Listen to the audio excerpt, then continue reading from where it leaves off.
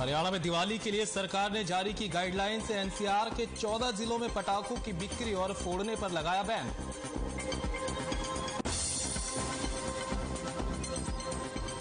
मुख्यमंत्री मनोहर लाल ने सीएम आवास पर बच्चों के साथ मनाई दिवाली। अरुणाचल प्रदेश और हिमाचल प्रदेश से आए थे जनजातीय बच्चे। सीएम ने बच्चों को दिया आशीर्वाद।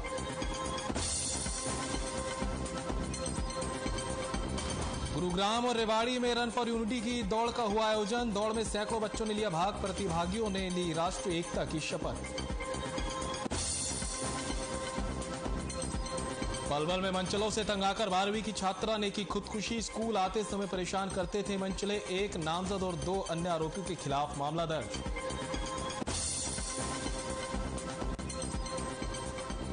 सोना में पुलिस ने 2 शातिर डिलीवरी बॉय को किया गिरफ्तार। ग्राहकों को डुप्लीकेट सामान करते थे डिलीवर। अमेजॉन को लगा चुके हैं लाखों का चूना।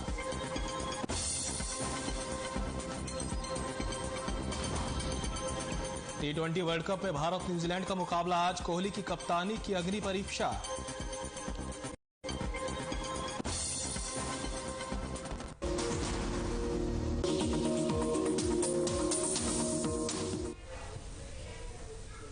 नमस्कार, आप देख रहे हैं हर खबर हरियाणा और हमारा खास कार्यक्रम लेकर मैं हूं आपके साथ संदीप निरंजन सरकार। सोनीपत के किसानों ने चंडीगढ़ में मुख्यमंत्री मनोहर लाल से मुलाकात की और खराब हुई फसलों के बारे में सीएम को जानकारी दी। किसानों ने सीएम को गांव आकर जायजा लेने का न्योता दिया। सीएम ने भी किसानों का न्योता स्वीकारते हुए जल्द गांव में दौरा कर खराब फसलों का जायजा लेने का भरोसा दिलाया है। सीएम ने मौके पर ही कुछ समस्याओं का समाधान निकाला तो कुछ समस्याओं के जल्द समाधान का आश्वासन दिया। साथ ही सीएम ने ड्रेनों की सफाई के आदेश, बिजली का उचित प्रबंध और गिरदावरी के तुरंत आदेश दिए। तो वहीं झरोटी और आसपास के 18 गांव के किसानों ने जनसभा के आयोजन का ऐलान किया। किसानों ने कहा कि उन्हें सीएम से पूरी उम्मीदें हैं।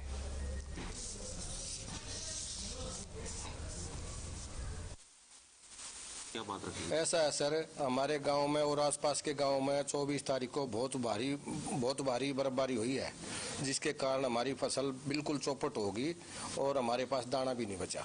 खेतों में पानी भरा हुआ है और आज हमारे गांव के आसपास के सरपंच, मोजिस आदमी, हरिजन, वाल्मीकि, हम सब मिलकर सीएम साहब के पास आए हैं।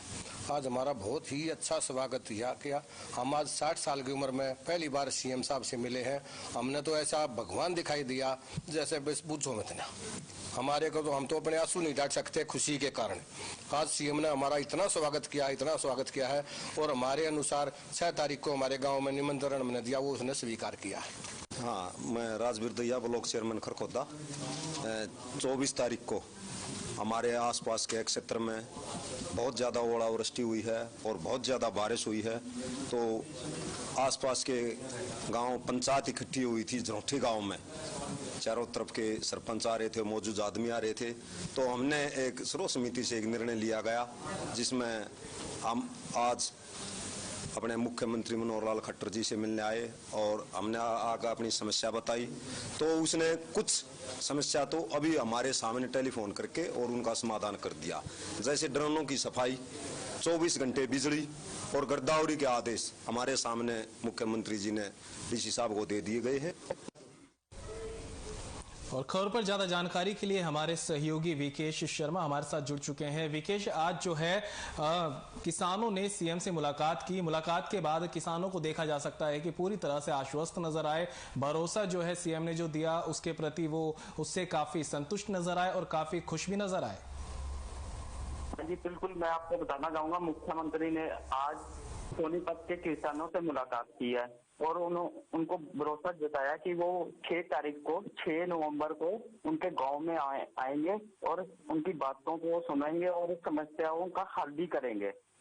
जी आपसे पूछना चाहेंगे कि जिस तरह से किसानों की फसल जो है बारिश की वजह से, ओलावृष्टि की वजह से बर्बाद होती रहती है, इसको लेकर मुलाकात की है किसानों ने मुख्यमंत्री से। मुख्यमंत्री ने इस दौरान किसानों को क्या आश्वासन दिया है? उन्होंने बोला है कि आपकी जो फसल का जो नुकसान हुआ है वो सरकार इसका भुगतान करेगी और साथ ही आपको किसी तरह का भी कोई मुश्किल नहीं आने देगी। किसान हमेशा सरकार के साथ खड़ी है। बता ये भी जा रहा है कि कुछ जो परेशानियां थी किसानों की वो सीएम ने मौके पर ही उनका निपटारा कर दिया, कुछ ऐसी परेशानियां भी हैं अधिकारियों को जिनके आदेश दे दिए हैं निपटारा करने के।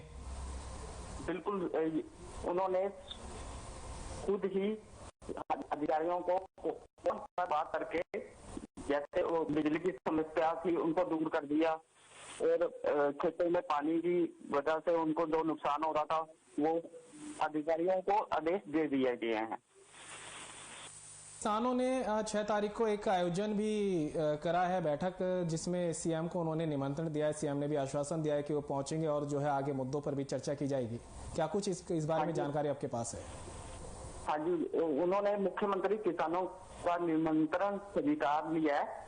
उन्होंने बोला कि 6 तारीख को वो खुद आएंगे और उनकी बात को सुना जाएगा और समस्या का साथ ही हल निकाला जाएगा।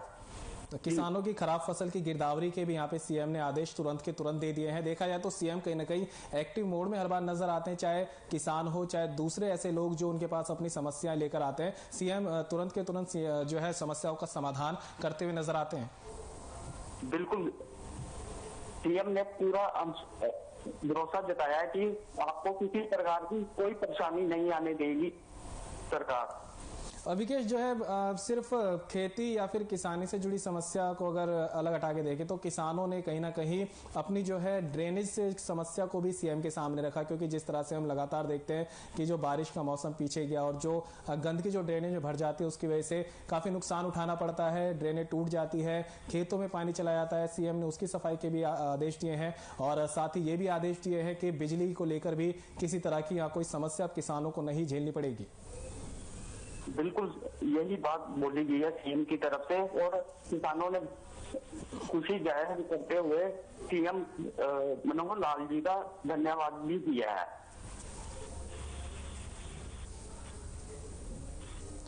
चलिए विकेश, आपका बहुत बहुत शुक्रिया तमाम जानकारी के लिए। तो जिस तरह से मुख्यमंत्री लगातार किसानों से रूबरू होते हैं, लगातार जो है दूसरे कर्मचारियों से रूबरू होते हैं, किसानों ने भी साफ कहा, आपने सुना कि जिस तरह से अभी तक करीब 60 सालों में पहली बार किसानों से ऐसा हुआ है कि सीएम को उन्होंने देखा, सीएम से खुद सामने रूबरू हुए, सीएम से मुलाकात की और अपनी परेशानियों को उन्होंने सीएम के सामने रखा। तो सीएम ने तुरंत समस्याओं के समाधान के आश्वासन भी दिया है, अधिकारियों को भी निर्देश दिया है और साथ ही ये भी आश्वासन दिया है कि जो गिरदावरी है खराब फसल की वो भी करवाकर किसानों को उसका उचित मुआवजा दिया जाएगा। और इसके साथ साथ ये भी आश्वासन दिया है कि जो ड्रेनें हैं उनकी भी साफ सफाई करवाई जाएगी, ताकि पानी जो भरता है ड्रेनों में वो टूटकर बाहर खेतों में ना आ जाए, जिससे किसानों को और ज्यादा नुकसान होता है। साथ ही ये भी आश्वासन दिया गया है कि बिजली की किसी तरह की समस्या किसानों को नहीं होने दी जाएगी। बढ़ते हैं आगे। राष्ट्रीय बागवानी अनुसंधान एवं विकास प्रतिष्ठान द्वारा एक सेमिनार का आयोजन किया गया। इस सेमिनार में कृषि वैज्ञानिकों ने आलू की नई एवं उन्नत किस्मों पर चर्चा की। कौशल विकास योजना के अंतर्गत सेमिनार में उन्नत बीज उत्पादक किसान प्रशिक्षण कार्यक्रम विषय पर बोलते हुए मुख्य वक्ता के रूप में वरिष्ठ कृषि वैज्ञानिक डॉक्टर CB सिंह ने बताया कि कृषि वैज्ञानिकों द्वारा आलू की नई किस्मों और बीजों का गहन अनुसंधान के उपरांत किसानों को उपलब्ध करवाया जा रहा है। उन्होंने कहा कि सब्जी उत्पादन में भारत का विश्व में दूसरा स्थान है, आलू उत्पादन में भी भारत विश्व में अग्रणीय है। ये कृषि वैज्ञानिकों एवं किसानों की मेहनत से संभव हुआ। डॉक्टर सिंह के अनुसार आलू का उत्पादन अन्य फसलों के मुकाबले कई गुना है। आज किसान भी नई किस्म के आलू के बीजों के लिए हर समय प्रयत्नरत रहते हैं और विभिन्न कृषि संस्थानों से बीजों के लिए संपर्क करते हैं। उन्होंने चिंता व्यक्त करते हुए कहा कि देश की आबादी के अनुसार अच्छी किस्म के बीज उपलब्ध नहीं हो पाते, इसके लिए कृषि वैज्ञानिकों को अधिक अनुसंधान की आवश्यकता है। उन्होंने अधिक उत्पादन के लिए वर्तमान में नई किस्म के आलू के बीजों पर चर्चा की। डॉक्टर सिंह ने कहा कि आलू के उन्नत बीज किस्म के साथ उपचार भी बहुत जरूरी है।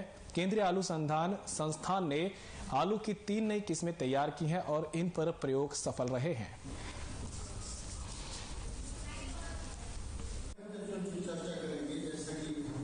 सर्वप्रथम हम अपने किसान भाइयों वैज्ञानिकों को बधाई देना चाहता हूं, जिसके कारण जहां तक आज की डिस्कशन हमारा है पोटैटो पर है, आलू पर, उनकी आज उन्हीं के सहयोग से हमारे अथक प्रयास किसानों द्वारा और नई से नई किस्मों की आलू की इजाज़त जो वैज्ञानिकों ने किया है वो धन्यवादी हैं। मैं साथ में ये भी बताना चाहूँगा कि हमारा विश्व में सब्जी उत्पादन में, वेजिटेबल प्रोडक्शन में विश्व में दूसरा स्थान है। इसी तरह हमारे आलू के उत्पादन में हमारा जो भारत है, हमारा देश, वो द्वितीय स्थान है। ये सब का योगदान अगर जाता है तो हमारे वैज्ञानिकों को जाता है। तो खबर पर तमाम जानकारी के लिए विनोद खुंगर हमारे सहयोगी हमारे साथ जुड़ चुके हैं। विनोद, आज जो है आलू की उन्नत किस्मों को लेकर कार्यक्रम का आयोजन किया गया, जिसमें आलू की अलग अलग किस्मों को लेकर उस पर चर्चाएं की गई और बताया गया कि किस तरह से किसानों को नए आयाम जो है यहाँ आलू की जो पैदावार है उसके लिए हम दिलवा सकते हैं। जी बिल्कुल, मैं आपको बताना चाहूंगा कि क्योंकि जो मालूपुर क्षेत्र और करनाल जिला है वो कृषि उत्पादन में बहुत महत्वपूर्ण स्थान रखता है। ऐसे में राष्ट्रीय बागवानी अनुसंधान और विकास प्रतिष्ठान द्वारा एक सेमिनार का आयोजन किया गया, जिसमें प्रमुख तौर पर कृषि वैज्ञानिकों को आमंत्रित किया गया था। और इस सेमिनार का मुख्य उद्देश्य ये था कि आलू की जो नई किस्में हैं उस पर चर्चा की जाए और किस तरह से आलू की नई किस्में लाई जाए कि उससे अधिक उत्पादन हो सके। आज जो कुरुक्षेत्र में सेमिनार आयोजित किया गया था उसमें सबसे प्रमुख विषय ये था कि क्योंकि देश की आबादी जो है 130 करोड़ से अधिक की है, तो ऐसे में आलू का जो उत्पादन हो रहा है उसको पर्याप्त नहीं माना जा रहा। तो ऐसे में कृषि वैज्ञानिकों ने इस बात पर चर्चा की कि ऐसी कौन सी नई किस्में लाई जाए जो एक बहुत ही बेहतर किस्म का आलू उत्पादन हो सके और अधिक उत्पादन मिल सके। इस बात पर चर्चा के लिए वैज्ञानिक एकत्रित हुए थे। विनोद, अगर सिर्फ भारत की बात ही ना करें तो बताया जा रहा है कि विश्व में भारत दूसरे नंबर पे ऐसा देश है जो फसलों को लेकर काफी एक्टिव रहता है और ज्यादा से ज्यादा फसलें देने की कोशिश करता है। तो कहीं ना कहीं इस चीज को लेकर भी जो है नजरें सभी की टिकी रहती हैं। जी बिल्कुल, मैं आपको बताना चाहूंगा क्योंकि जैसे परंपरागत खेती होती है कि गेहूं की या चावल की, इसके अलावा अब एक जो सब्जियों के ऊपर और आलू और सब्जियों के ऊपर फलों के अलावा सब्जी और फलों पर इस पे महत्वपूर्ण योगदान रहता है कि हम विश्व को कितना दे पाते हैं और हम अपना कितना उत्पादन कर पाते हैं।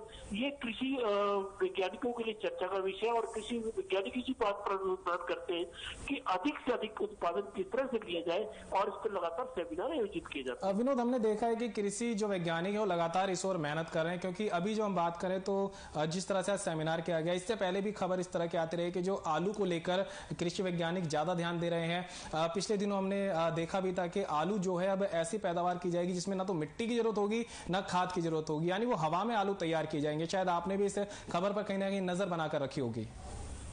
जी बिल्कुल, मैं आपको बताना चाहूंगा कि इस समय क्योंकि जैसे सब्जियां ही नहीं और अन्य भी जो चीजें बनती हैं उसमें आलू का एक महत्वपूर्ण योगदान होता है। और जो कृषि वैज्ञानिकों से हमारी जो चर्चा होती है वो जहां उत्पादन पे जोर दे रहे हैं उस पर क्वालिटी भी ध्यान देते हैं और क्वालिटी को किस तरह मेंटेन किया जाएगा आलू का, वो उसका एक अनुसंधान होता है कि इसमें मिट्टी के अलावा और वो कौन सा प्रोसेस है कि जिसमें आलू को उत्पादित किया जाए। आलू को उत्पादित किया जाए तो उस आलू के अंदर स्टार्च कितना रहेगा, मिठास कितनी रहेगी, शुगर कितनी रहेगी, शुगर को कितना कम किया जा सकता है। आप अगर थोड़ा सा मार्केट के अंदर ध्यान दें तो आलू को यह देखा जाता है कि कम मिठास का अधिक पौष्टिक तत्वों वाले आलू को अधिक प्राथमिकता दी जाती है और उसका रेट भी अधिक मिलता है।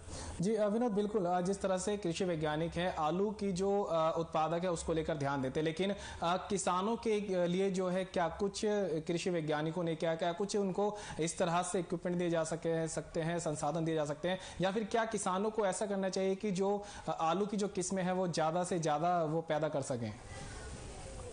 जी बिल्कुल, जहां कृषि वैज्ञानिकों ने इस बात पर भी चर्चा की कि जो आलू की अधिक उत्पादकता बढ़े, आलू की उन्नत किस्म पैदा हो, वही किसानों के साथ कृषि वैज्ञानिकों की यह भी चर्चा रहती कि मौसम के अनुसार, क्योंकि आपने देखा होगा कि जिस तरह से अन्य फसलों का होता है तो आलू और टमाटर तो ऐसी सब्जियां होती है जिनके ऊपर जब मौसम की थोड़ी सी बरसात होती है तो नुकसान पहुंचता है। इस बात का नुकसान के साथ क्वालिटी में फर्क पड़ता है। तो किसान और कृषि वैज्ञानिकों के लिए एक अहम स्थान होता है कि जो आलू की जो बिजाई है और उसकी जो बुआई है और उसकी जो उत्पादकता है, इस चीज का पूरा समन्वय किस तरह से बनाया जाए। और कृषि वैज्ञानिक इस बात को दृष्टि में देखते हैं कि मौसम की स्थिति क्या है और आलू की उत्पादकता किस तरह दी जा सकती है। बिल्कुल बिल्कुल, जो जिस तरह से अब पानी की जो महत्वता और गुणवत्ता है उसको लेकर तो आलू और टमाटर बड़े सेंसिटिव इनको माना जाता है, क्योंकि अगर ज्यादा पानी हो जाता है तो ये फसल कहने खराब हो जाती है। और ये चिंता तब उस समय ज्यादा बढ़ जाती है जब मौसम जो है बारिश का होता है, वो भी बेमौसम बारिश का, क्योंकि किसान आलू की फसल लगाता है, वो फसल लगाता है ये सोचकर कि आने वाले वक्त में शायद बारिश अब जो है मानसून निकल गया है, लेकिन जिस तरह से मानसून हर बार जो है अपना रूप बदल लेता है और बिना मौसम के बरसात हो जाती है, वो कहीं ना कोई नुकसान जो है आलू की फसल को पहुंचाती है, जिसको लेकर भी जो है वैज्ञानिक, जो कृषि वैज्ञानिक है, कुछ रास्ता अपना रहे हैं। जी बिल्कुल, क्योंकि आपने भी पिछले दिनों देखा होगा कि मानसून लंबे समय तक, बरसात का मौसम का लंबे समय तक चला था, और जबकि जो ये अक्टूबर का महीना जो एंड का था, तो इसमें अधिकतर धान की कटाई के उपरांत जो किसानों को जो समय मिलता है वो आलू की उत्पादकता के ऊपर ध्यान देते हैं। तो जो क्योंकि मौसम का चक्र चेंज हुआ है और जलवायु परिवर्तन हो रहा है, तो ऐसे में कृषि वैज्ञानिकों के लिए एक चुनौती बनी हुई है कि इसमें किन फसलों को मौसम की स्थिति के अनुसार किस तरह के बीज, ये आज के सेमिनार का विषय भी रहा, उस पर चर्चा भी हुई कि किस तरह के बीज उन्नत बीज लाए जाए और किस तरह की उपलब्धता किसानों की जाए, जिससे किसानों को मौसम के जलवायु परिवर्तन के साथ नुकसान न उठाना पड़े।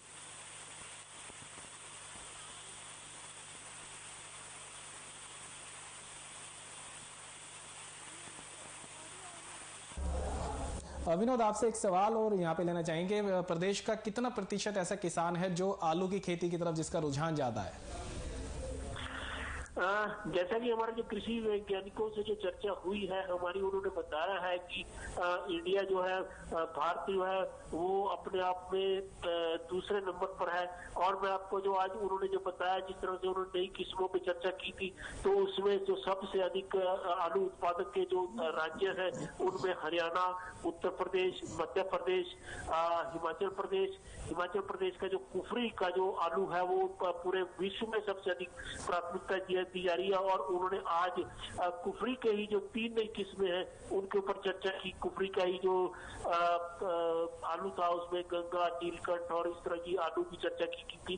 तो उन्होंने जो प्रतिशत के आधार पर देखा जाए तो उन्होंने जो 10 से 12 जो स्टेट बताए, तो उससे यानी कि 70% से अधिक जो आलू की जो उत्पादकता है वो भारत में हो रही है। किसानों का कितना रुझान इस तरफ में आलू की खेती को लेकर, क्योंकि जो दूसरी फसलें हैं उनकी तरफ तो देखा जाता है किसान ज्यादा रुझान देते हैं, आलू की खेती को लेकर किसानों में क्या कुछ उत्साह है या क्या कुछ जो वो है ज्यादा से ज्यादा खेती करने को लेकर क्या कुछ संसाधन इस्तेमाल करते हैं?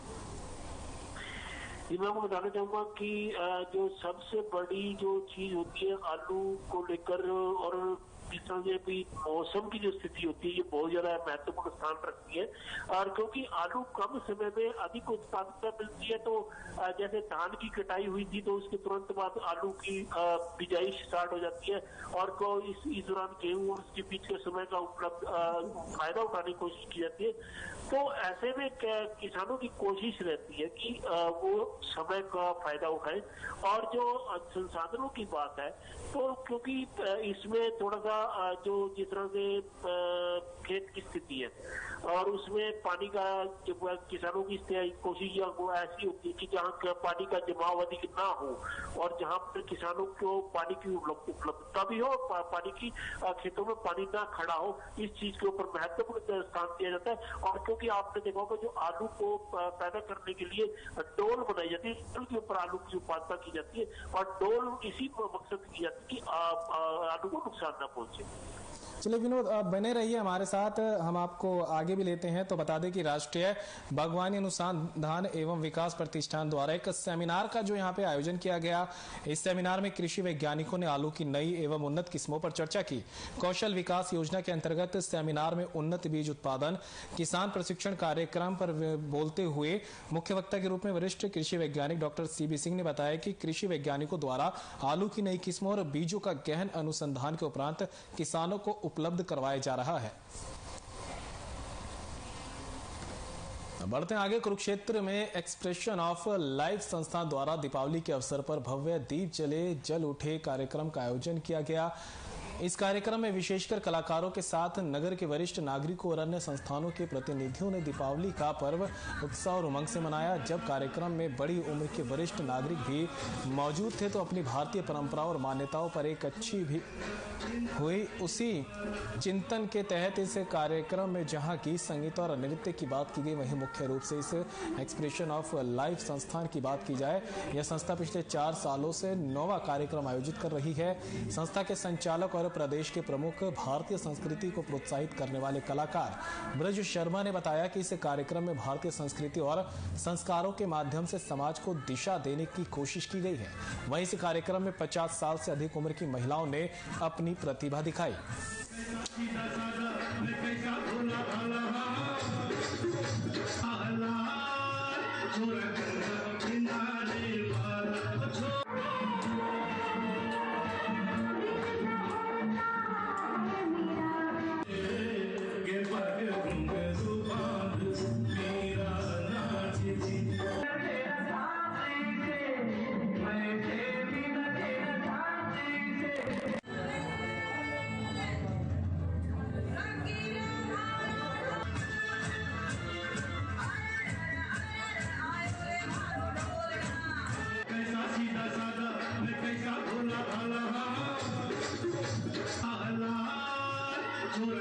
क्षेत्र की सांस्कृतिक सामाजिक संस्था है, जिसकी विशेषता ये है कि सबसे पहले तो ये त्योहारों को मनाती है और त्योहारों में परंपराओं को, संस्कृति को, मर्यादाओं को, मान्यताओं को ध्यान में रखती है। और मुख्य आकर्षण इस ग्रुप का ये है कि इस ग्रुप में मैक्सिमम अधिकतम जो है महिलाएं हैं और जिनकी आयु 50 से ऊपर की है। कुछ हमारी युवा साथी भी हैं, लेकिन वो आज भी अपने आप को जीवंतता से प्रदर्शित करती हैं, गीत गाकर, त्योहारों को मनाकर, आगे संस्कारों को देके। और आज दीपावली के उपलक्ष्य में ये एक प्रकार का आयोजन किया हुआ है।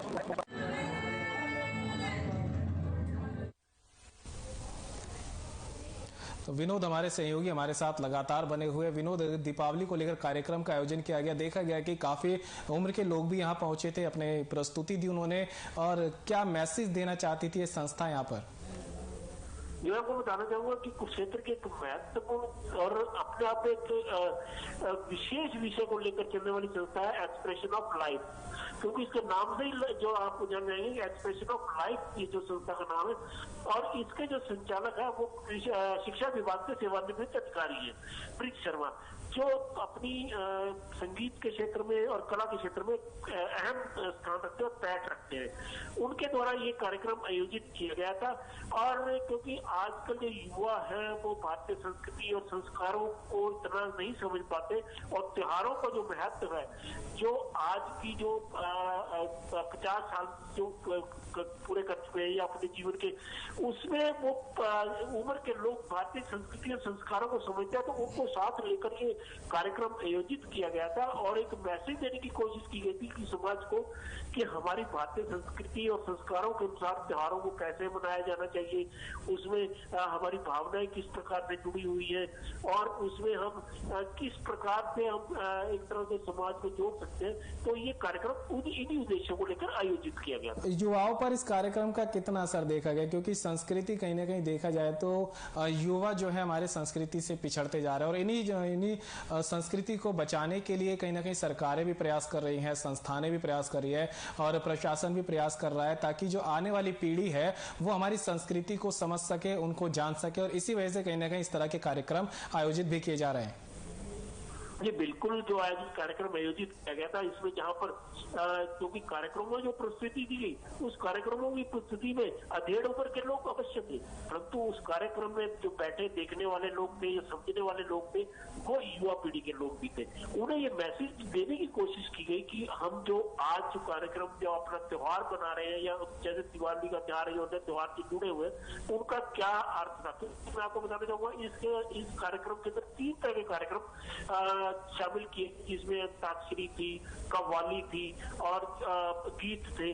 और गीत भी इस तरह के थे जो यानी कि 90 के दशक से पहले के जो गीत थे, और जो आज के जो गीत हैं वो शायद आज की युवा पीढ़ी खुशहाल भी नहीं उनको समझ पाती, परंतु जो 90 से पहले के दशक के जो गीत थे उनकी उसके अंदर मैसेज होता था समाज को, और वो इस कार्यक्रम के माध्यम से दिखाने की कोशिश की गई। जी बिल्कुल विनोद, जिस तरह से कुरुक्षेत्र को तो वैसे भी धर्म नगरी के नाम से ही जाना जाता है, धर्म अपने आप में एक अलग संस्कृति का जो है वो दर्शाता है, और यहाँ कहीं ना कहीं धर्म नगरी में ही एक कार्यक्रम का आयोजन अपने आप में बताने को काफी है कि किस तरह से लोग अभी भी अपनी संस्कृति को जो है जीवित रखने पे जो है अपनी संस्कृति को जीवित रख रहे हैं। बिल्कुल, अगर ये कहा जाए कि कुरुक्षेत्र तीर्थों की संगम स्थली, गीता की जन्मस्थली और भारतीय संस्कृति की भी ये एक तरह से जन्मस्थली है, क्योंकि को शिक्षा और संस्कृति के माध्यम से इसको अगर राजधानी कहा जाए तो गलत नहीं होगा, क्योंकि एक पूरी केंद्र है। यहाँ पर अकेले धर्म और उसकी बात नहीं, यहाँ पर संस्कारों और संस्कृति की भी बात है। और आप अधिकतर देखेंगे कि जो कार्यक्रम आयोजित होते हैं या बड़े समारोह आयोजित होते हैं तो इसको कुरुक्षेत्र को प्राथमिकता दी जाती है। यहाँ पर हरियाणवी संस्कृति के साथ साथ भारतीय संस्कृति और संस्कारों को हमेशा प्रदर्शित करने का कोशिश की जाती है। चलिए विनोद, बहुत बहुत शुक्रिया आपका। तो जिस तरह से कुरुक्षेत्र में एक दिवाली को लेकर एक सांस्कृतिक कार्यक्रम का आयोजन एक संस्थान द्वारा किया गया था और किस तरह से यहाँ प्रस्तुति दी गई वो भी आपको एक बार सुनाते हैं।